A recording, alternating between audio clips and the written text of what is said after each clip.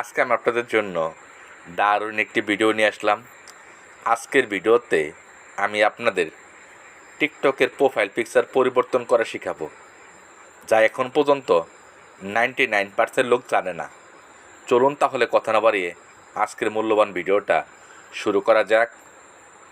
শুরুতেই আপনারা আপনাদের মোবাইলে টিকটক অ্যাপ্লিকেশন প্লে স্টোর থেকে আপডেট করবেন। আপডেট করার পর টিকটক অ্যাপ্লিকেশন ওপেন করবেন।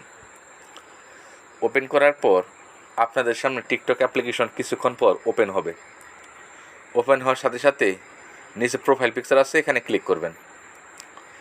প্রোফাইল পিকচারে ক্লিক করার পর আপনাদের সামনে টিকটক অ্যাপ্লিকেশনের প্রোফাইল পিকচার চালু হবে, মানে প্রোফাইল চালু হবে।